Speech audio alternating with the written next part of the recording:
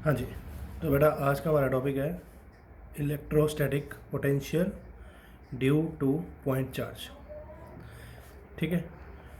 तो ये हमारे पास एक सोर्स चार्ज है जो वो पॉइंट पे पड़ा है। ओके। और इसके विद रिस्पेक्ट टू हमारे पास एक टेस्ट चार्ज है जिसका मैग्नीट्यूड 1 कूलम है और जिसको हम यूनिट पॉजिटिव चार्ज भी बोलते हैं। और ये इनिशियली इस सोर्स चार्ज से इनफाइनाइट डिस्टेंस पे पड़ा है। ओके। तो जब ये टेस्ट चार्ज इनफाइनाइट डिस्टेंस पे पड़ा है तो इसके ऊपर सोर्स चार्ज के कारण कोई फोर्स नहीं लगेगा। ओके। तो इसके बाद this charge is coming towards a source charge. Okay. तो मान लो after some time this test charge is at point A. तो जब ये test charge at point A है तो इस टेस्ट चार्ज की सोर्स चार्ज से डिस्टेंस है x। ठीक है। अब इस चार्ज की इलेक्ट्रिक फील्ड, ये पॉजिटिव चार्ज है तो इसकी इलेक्ट्रिक फील्ड निकलेगी बाहर को। तो ये पॉजिटिव चार्ज इस पॉजिटिव चार्ज को रिपेल करेगा in the positive x axis because the electric field of this source charge is along the positive x axis. तो ये सोर्स चार्ज इसको रिपेल करेगा along the positive x axis, right. तो इस charge की electric field at this point A, तो हमें electric field का फॉर्मूला पड़ा हुआ है, electric field is equal to k Q by x square, right. ठीक है। तो अब अगर मुझे इस टेस्ट चार्ज को ए से बी तक लेके आना है तो ये टेस्ट चार्ज अपने आप ए से बी तक नहीं जा पाएगा क्योंकि ये सोर्स चार्ज इसको रिपेल कर रहा है। तो अगर इसको ए से बी तक लेके आना है तो हमें कुछ वर्क करना पड़ेगा। ओके। तो small amount of work is done in moving the unit positive charge from A to B against electric field. तो इलेक्ट्रिक फील्ड के अगेंस्ट मुझे कुछ काम करना पड़ेगा इस टेस्ट चार्ज को ए से बी तक लेके आने के लिए। ओके। तो वर्क डन का फॉर्मूला जो होता है वो होता है फोर्स इनटू डिस्प्लेसमेंट, बट यहाँ पे मैंने इलेक्ट्रिक फील्ड लगा रखा है। अब ये क्यों लगा रखा है देखिए, हमने पढ़ा हुआ है कि इलेक्ट्रिक फील्ड का फॉर्मूला होता है फोर्स बाय चार्ज। अब ये जो चार्ज है इसकी वैल्यू है 1 कूलम, तो चार्ज आ गया 1 कूलम। तो इस कारण से E is equal to F, right. तो मैं F की जगह E लगा सकता हूँ यहाँ पे, तो E डॉट डी एक्स। अब इस डॉट प्रोडक्ट को ओपन करेंगे तो आएगा E D x cos theta. अब इस थीटा पे मैंने 180 डिग्री लगा रखा है। ये क्यों लगा रखा है, क्योंकि इलेक्ट्रिक फील्ड जा रही है along the positive x axis और मैं डिस्प्लेस हो रहा हूँ, ये इस चार्ज को डिस्प्लेस कर रहा हूँ along the negative x axis. तो इनके बीच में जो एंगल रहेगा वो रहेगा 180, राइट। तो एंगल आ गया 180 और कॉस 180 का वैल्यू होता है -1। इस कारण से ये वैल्यू बन जाएगी minus of E d x. ठीक है। तो नाउ अभी तक हमने जो काम किया वो हमने किया small amount of work done to move a unit positive charge from A point to B, right. चलिए अब आगे देखिए, मुझे टोटल वर्क निकालना है to bring this charge from infinity to point P.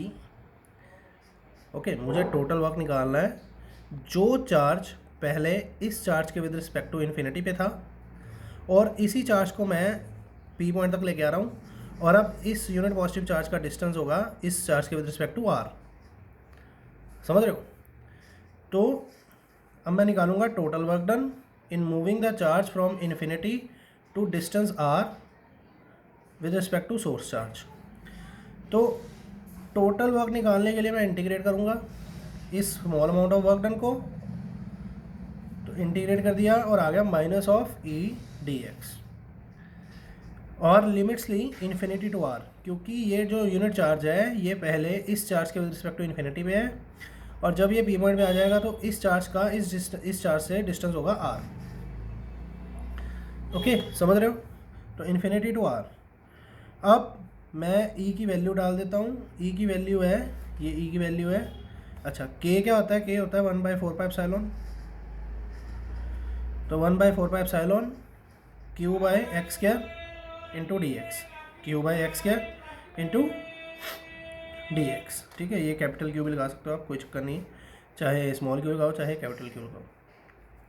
अब जो टर्म्स कांस्टेंट है उसको मैं इंटीग्रेशन से बाहर ले जाऊंगा। जैसे चार्ज कांस्टेंट है तो ये इंटीग्रेशन से बाहर आ गया।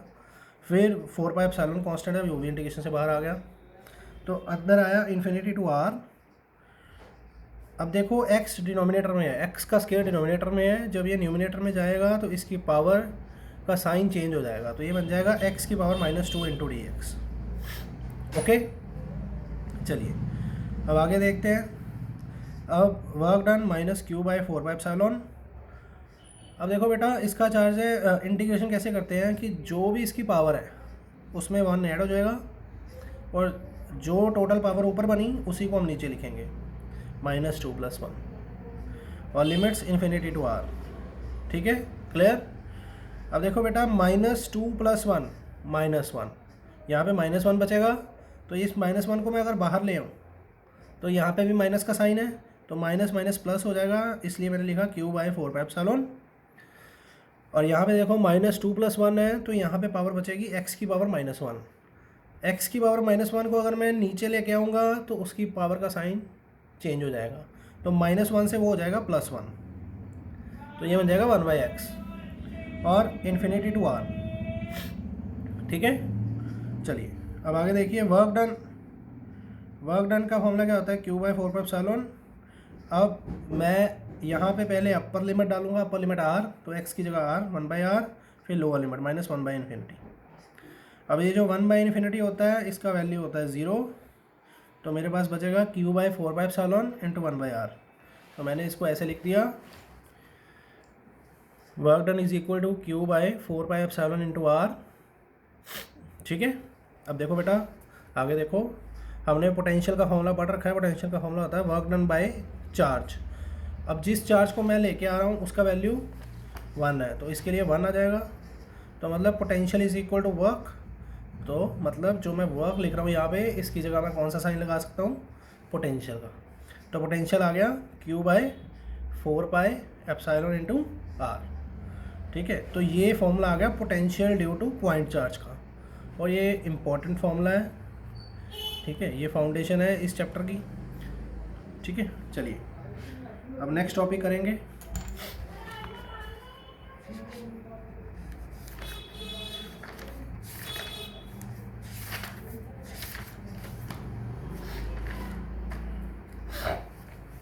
चलिए अब हमारा नेक्स्ट टॉपिक है, हमें प्रूफ करना होता है, proof E is equal to -dV/dr। ठीक है, तो ये आपको एग्ज़ाम में फ्रीक्वेंटली पूछा जाता है कि proof E is equal to -dV/dr। चलिए अब इसके लिए सबसे पहले हम एक सोर्स चार्ज लेंगे which is at point O। ठीक है, और इस सोर्स चार्ज से P डिस्टेंस पे मान लेते हैं कि हमारे पास कोई टेस्ट चार्ज पड़ा है जिसका वैल्यू है स्मॉल q। ठीक है, ये भी पॉजिटिव है और ये भी पॉजिटिव है। अब बेटा ये जो सोर्स चार्ज है वो इसको रिपेल करेगा along the plus x axis. तो force on test charge, force का फॉर्मूला होता है q इंटू ई, पढ़ा हुआ हमने, अगर नहीं पढ़ा तो देख लो। इलेक्ट्रिक फील्ड का फॉर्मूला होता है फोर्स पर यूनिट चार्ज, तो यहाँ से फोर्स का आ जाएगा q इंटू ई। ठीक है, अब इसके साथ में मैंने माइनस का साइन लगा रखा है। वो क्यों लगाया? देखो ये मेरे पास इस चार्ज के कारण जो इलेक्ट्रिक फील्ड है वो जा रही बाहर को, राइट। तो मैं इस टेस्ट चार्ज को P से S तक लेके आना चाहता हूँ। तो जब हम टेस्ट चार्ज को P से S तक लेके आना चाहते हैं तो हमें कुछ वर्क करना पड़ेगा, हमें कुछ फोर्स लगानी पड़ेगी। अब फोर्स क्यों लगानी पड़ेगी? क्योंकि दोनों पॉजिटिव हैं, ये वाला पॉजिटिव इसको रिपेल कर रहा है, तो ये अपने आप P से S तक नहीं आ पाएगा, इसलिए हमें फोर्स लगानी पड़ेगी। अब आप देखो फोर्स और electric field both are in opposite direction, तो इसलिए मैंने यहाँ पे लगाया माइनस का साइन, राइट। तो अब test charge displaces from P to S। अब जब मैं चार्ज को P से S तक लेके आ रहा हूँ तो मेरे को कुछ वर्क करना पड़ेगा। वर्क का फॉर्मूला होगा force into displacement, F.dr, right. अब मैं फोर्स का वैल्यू यहाँ पे डाल दूंगा, तो फोर्स का वैल्यू है -Q/E.dr, राइट। अब बेटा ये जो Q है इसको तुम रीअरेंज करके किधर ले आओ, इसके नीचे ले आओ, तो ये बन जाएगा dW/Q is equal to -E.dr। तो ये देखो work done per unit charge, work done per unit charge क्या होता है, पोटेंशियल। तो ये फॉर्मूला आ गया dV is equal to E.dr, ठीक है। अब आप dr को इसके नीचे ले आओगे तो E आ जाएगा -dV/dr, ठीक है। अब ये रिलेशन आपको क्या रिफ्लेक्ट कर रहा है, देखो ये इलेक्ट्रिक फील्ड है इधर की तरफ, राइट। तो इलेक्ट्रिक फील्ड इधर की तरफ है, तो मैं डिस्प्लेस कर रहा हूँ इधर, तो dr डिस्प्लेसमेंट किधर हो रहा है, उससे ऑपोजिट, इसलिए यहाँ पे आया माइनस साइन। तो जब देखो मैं इलेक्ट्रिक फील्ड से ऑपोजिट डायरेक्शन में डिस्प्लेसमेंट कर रहा हूँ, तो मैं जा रहा हूँ टुवर्ड्स अ हायर पोटेंशियल, ठीक है ना। जैसे जैसे मैं इस चार्ज के पास जाता जाऊँगा तो पोटेंशियल चेंज होता जाएगा। तो बस यही लिखा है कि when you move opposite to the electric field, when you move, ये क्या रिप्रेजेंट कर रहा है, moving. When you move opposite to the electric field there is change in potential. तो जैसे जैसे मैं इधर जा रहा हूँ तो पोटेंशियल इंक्रीज होता जाएगा, बस यही बताना आपने, ठीक है। और ये इंपॉर्टेंट टॉपिक है काफ़ी, तो इसको अच्छे से प्रैक्टिस करना, ठीक है। चलिए अब नेक्स्ट टॉपिक करते हैं, ठीक। देखिए हमारा नेक्स्ट टॉपिक है इक्वी पोटेंशियल सरफेस, ठीक है। तो अब ये इक्वी पोटेंशियल सरफेस क्या होता है, देखो मान लो कि ये आपके पास एक सफ़ेयर है और सफ़ेयर के सेंटर में आपके पास एक चार्ज पड़ा है, ओके। तो इस चार्ज के कारण मेरे पास ये पॉइंट है P, लेट्स सपोज करो ये P पॉइंट है। तो इस चार्ज का P पॉइंट पे पोटेंशियल कितना होगा, पोटेंशियल का फॉर्मूला हमने पढ़ रखा है। पोटेंशियल का फॉर्मूला क्या आता है, Q/4πε इंटू R, R है distance from centre to the point P, ठीक है। चलिए अब अगर मैं कोई दूसरा पॉइंट ले लेता Q, तो ये भी सेंटर से R डिस्टेंस पे है, तो मतलब पोटेंशियल एट Q का क्या फॉर्मूला होगा, Q/4πε, ये पोटेंशियल एट P है। तो आप देखो बेटा चाहे पोटेंशियल P पे है चाहे पोटेंशियल Q पे है, दोनों की वैल्यू सेम है। तो मतलब ये हमारा जो ये सफ़ेयर का सरफेस है, ये एक ऐसा सरफेस है जिसके हर पॉइंट पे पोटेंशियल सेम होगा। क्यों, क्योंकि सारे डिस्टेंस आ रहे हैं, तो जब तक डिस्टेंस सेम है तो पोटेंशियल भी सेम है, समझ रहे हो। तो सभी डिस्टेंस आ रहे हैं, तो ऐसा सरफेस जिसके हर पॉइंट पे पोटेंशियल सेम हो उसको हम बोलते हैं इक्वी पोटेंशियल सरफेस, ओके। तो क्या बोलेंगे हम, it is that surface at every point of which electric potential is same, okay, ठीक है। चलिए अब आगे देखते हैं। अब आगे इस इक्वी पोटेंशियल सरफेस के बेसिस पे हमें 2 क्वेश्चंस प्रूव करने होते हैं। फर्स्ट है prove that no work is done on equipotential surface.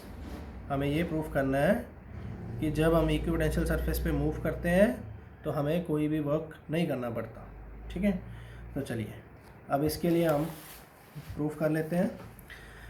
तो यही सरफेस ले लो आप, ठीक है। तो ये सरफेस पे मान लो मैं P से Q तक जा रहा हूँ dl डिस्टेंस से, ठीक है। तो let a charge move from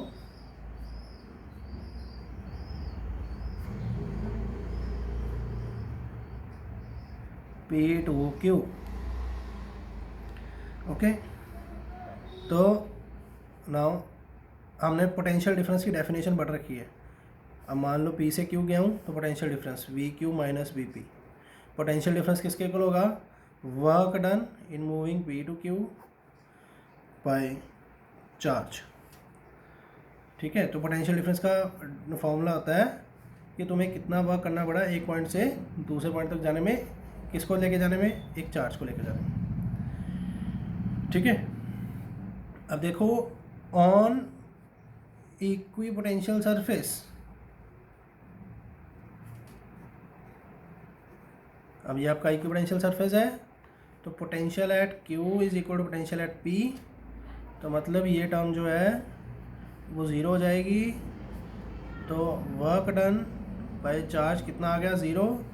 तो मतलब वर्क डन कितना आ गया आपका? ज़ीरो। तो यही हमें प्रूव करना था कि अगर आप एक इक्विपोटेंशियल सरफेस के ऊपर मूव करते हो तो आपका वर्क डन हमेशा ज़ीरो होता है। ठीक है, क्लियर? चलिए अब आगे चलते हैं। देखो बेटा, इसके तुम्हें अगर क्वेश्चन आ जाए तो ऐसे लिखना है, यहाँ पे पूरा डिटेल दे रखा है। ठीक है, चलिए अब नेक्स्ट क्वेश्चन है, हमें ये प्रूव करना है कि prove that electric field intensity is always normal to the equipotential surface. हमें ये प्रूव करना है कि जो इलेक्ट्रिक फील्ड होती है वो हमेशा नॉर्मल होती है इक्विपोटेंशियल सरफेस की। क्या मतलब इसका? मान लो ये आपके पास एक सफ़ेयर है, सफ़ेयर के सेंटर में आपके पास चार्ज है। ओके, तो ये देखो, ये जो चार्ज है ये आपको पता है इलेक्ट्रिक फील्ड बनाएगा। ठीक है, और ये कौन सा सरफेस है? ये इक्विपोटेंशियल सरफेस है, ये वाला सरफेस। ठीक है, तो मुझे ये बताना है कि ये जो इक्विपोटेंशियल सरफेस और जो इलेक्ट्रिक फील्ड है इसके बीच में हमेशा एंगल 90 डिग्री होता है। ठीक है, ये मुझे प्रूफ करना है। चलिए प्रूफ करते हैं। तो अब मान लो आपके पास एक पॉइंट है P और एक पॉइंट है Q। ओके, तो मान लो भी एक चार्ज को मैं P से Q तक लेके गया, dl डिस्टेंस। तो जब हम किसी सरफेस किसी भी एक पॉइंट से दूसरे पॉइंट तक मूव करेंगे तो हमें कुछ वर्क करना पड़ता है। तो वर्क का फॉर्मूला होता है F.dl। ठीक है, ओके, चलो अब आगे देखो। हमने पढ़ रखा है कि ये इलेक्ट्रिक फील्ड का फॉर्मूला होता है फोर्स बाय चार्ज। अब मान लो कि जिस चार्ज को मैं मूव करवा रहा हूँ उसकी वैल्यू 1 है, तो इलेक्ट्रिक फील्ड फोर्स के इक्वल आ जाएगा। तो इसका मतलब मैं यहाँ पे फोर्स की जगह इलेक्ट्रिक फील्ड डाल सकता हूँ। तो dw is equal to E.dl। Okay, अब मुझे ये भी पता है कि इक्विपोटेंशियल सरफेस पे जो वर्क होता है वो ज़ीरो होता है, इसलिए मैं वर्क की वैल्यू 0 डाल दूँगा। मतलब E.dl cos थीटा, इसका प्रोडक्ट कितना आ रहा है? 0। अब बेटा ये तीन क्वांटिटी हैं, तीन क्वांटिटी का प्रोडक्ट 0 आ रहा है। तो इसका मतलब ये है कि यहाँ तो ये तीनों 0 हैं, या तीनों में से कोई एक 0 है, या तीनों में से कोई 2 0 है। ठीक है, अब मैं कहता हूँ कि इलेक्ट्रिक फील्ड 0 नहीं हो सकती। क्यों नहीं हो सकती? क्योंकि ये चार्ज है तो चार्ज तो इलेक्ट्रिक फील्ड बनाएगा। फिर मैं कहता हूँ कि dl भी 0 नहीं हो सकता। अब ये क्यों नहीं हो सकता? क्योंकि ये सरफेस पे हम मूव कर रहे हैं तो डेफिनेटली हमने डिस्प्लेसमेंट तो करा है।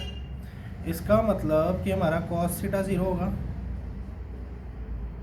ठीक है, और cos थीटा 0 कब होता है? जब cos 90 डिग्री होता है, राइट। तो इसका मतलब क्या आ गया? थीटा कितना आ गया? 90, राइट।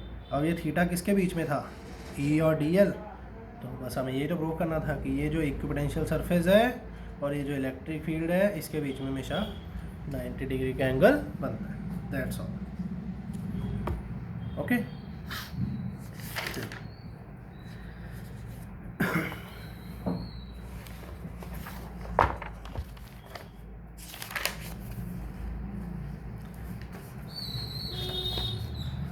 अब बेटा हमारा नेक्स्ट टॉपिक है potential energy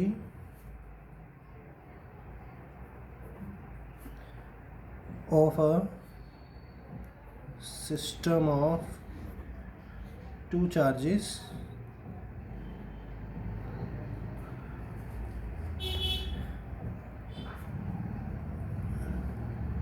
in external electric field. ठीक है, तो ये भी इम्पोर्टेंट टॉपिक है, potential energy of system of charges in external electric field. देखो बेटा, अब इसको कैसे करेंगे। ये मान लो बेटा मेरे पास एक सोर्स चार्ज है, ठीक है। तो अगर ये सोर्स चार्ज है तो ये एक इलेक्ट्रिक फील्ड बनाएगा। मान लो इस पूरे एरिया में इसका इलेक्ट्रिक फील्ड है, राइट। अब इस सोर्स चार्ज का, मान लो इस सोर्स चार्ज से कुछ डिस्टेंस पे ए पॉइंट है एक, ओके, और ये कोई बी पॉइंट है, ओके। तो इस चार्ज का यहाँ पे भी पोटेंशियल होगा और इस चार्ज का यहाँ पे भी पोटेंशियल होगा। और एक बात और कि पोटेंशियल जो ए पे है वो ज़्यादा होगा as compare to potential at B, क्योंकि ए वाला पॉइंट इस चार्ज के पास में है। अब बेटा ये चार्ज जो है वो फील्ड बना रहा है, समझ रहे हो।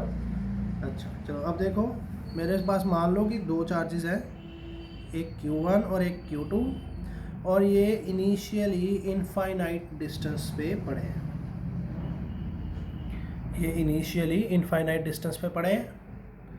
अच्छा ठीक है, तो अब मैं पहले Q चार्ज को ये इस A पॉइंट तक लेके आ रहा हूँ, okay.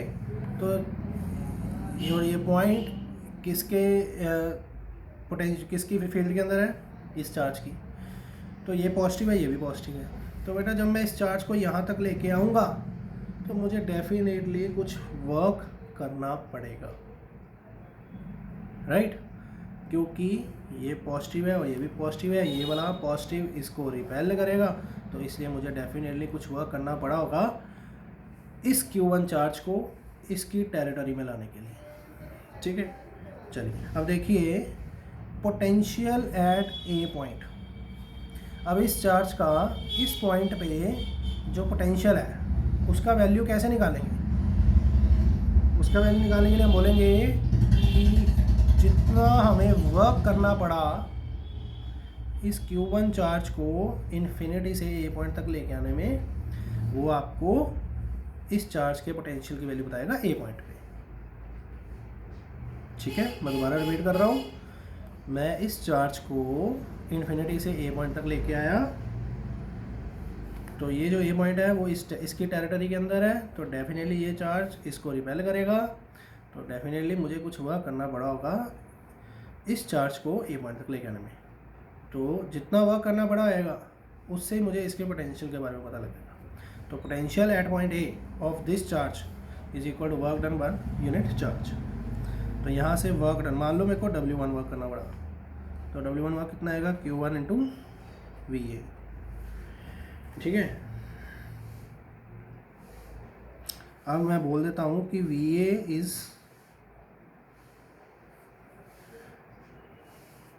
Potential at point A